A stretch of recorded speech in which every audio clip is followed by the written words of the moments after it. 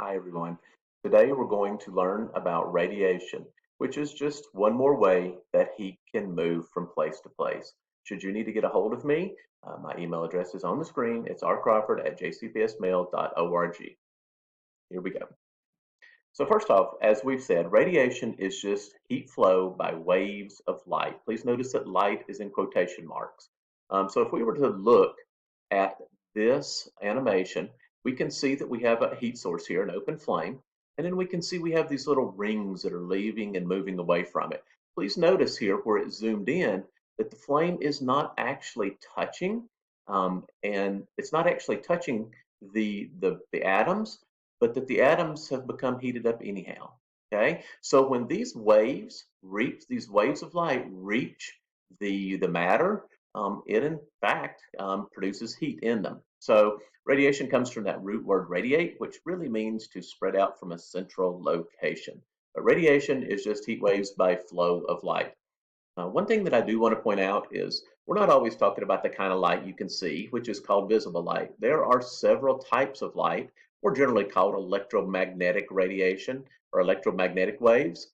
And many of these you've heard of. Light can be from radio waves, like that would operate your TV, you're in your cell phone or in two-way radios.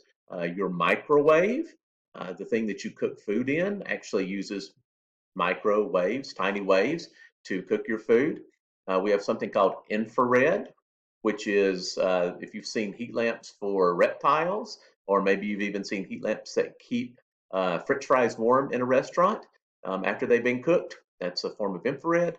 And then we have ultraviolet, which is the stuff that is, sunblock blocks and that can give you a sunburn. Some of you have heard of X-rays, and then there's also something called gamma rays. So all of these, radio, microwave, infrared, visible light, ultraviolet, X-ray, and gamma rays, these are all different types of light. And all of these different kinds of waves are able to move energy or to move heat. So let's take a look. Remember, radiation is the only way that we can have heat moving through empty space. We don't need any matter. So if you remember, conduction works best in solids, but it works some in all. When we talk about convection, that only works in fluids, meaning liquids and gases. But radiation is special in the fact that it can move through empty space, which turns out to be good, since moving through empty space is the only way that heat or energy from the sun can get to Earth. And keep in mind that all life on Earth relies on this. The major source of energy for our entire planet is the sun. So this is a kind of a radiation's kind of a big deal if you like living. So some examples of radiation. If you've seen a pet go to a sunny spot that's been warmed by the rays of the sun or from light from the sun, this is an example of the floor being heated up by radiation. If we look at a campfire, we know convection is probably happening above it. He's touching this rock or this grill plate that's over top. That's probably convection. But we also have that heat that's moving out in all directions from this heat source, which is radiation. If you've seen something that's glowing hot and you put your hand near it and you can really kind of feel that heat, that is radiation. When people sunbathe, in other words, when they just get out to enjoy some time in the sun and warm themselves, that is also radiation. Now, when we talk about radiation, it's important to keep two terms in mind: reflect and absorb. Okay, so if a substance is able to take in infrared radiation, a radiation, then we say that it is absorbing it. Okay, so kind of the opposite of absorbing would be reflecting. So we can have energy that also bounces off. So let's take a look at our example. So we have some radiation coming in, and here we have a mirror, a really shiny and smooth surface. Most of that radiation, instead of heating up the mirror, is going to simply bounce off of it. We say that it reflects the radiation. Okay. Now, on the other hand, here we have an object, or we have a substance or a surface where we have some incoming radiation, and we can see that only a little bit of that radiation is being reflected. In fact, most of it is being absorbed. It's being taken in And as that radiation's taken in, it makes the atoms in the substance more jiggly.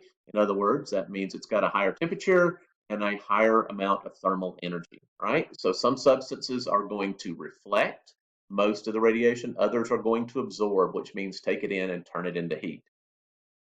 Interestingly, color matters. So, and this may be something that you're already familiar with to some degree. Most of you know that if you wear a t-shirt on a hot summer's day, that you're going to be more comfortable. So if you wear a light color t-shirt, a white t-shirt, that's going to it's going to reflect most of the radiation, which in turn is going to keep you cooler. Now, if on the other hand, you wear a dark color t-shirt, you're going to find that darker colors like black, those colors are going to absorb radiation.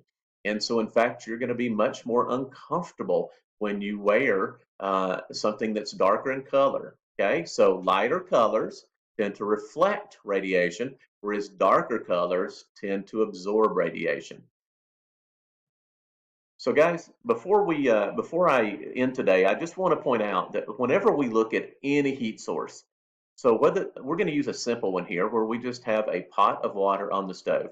When we look at any heat source, chances are pretty good that many times we're going to find all three ways present of these heat transfers. So, in other words, we're going to often find radiation, which is these waves of light. We're going to often find conduction because if there's gases around it, or if there's some sort of liquid around it, and uh, some. Uh, we're also going to find some conduction, which is some touching. It is really, really common for all three types of heat transfers to be happening at the same time in most instances. So try to keep that in mind. It's not as simple as a pot of boiling water, well, that represents convection. Well, it's a good example of convection, that's true, but the reality is when we look at a pot of boiling water, we can also find those other two types of heat transfer as well, meaning conduction and convection. Guys, I hope you have a great day. I will be talking.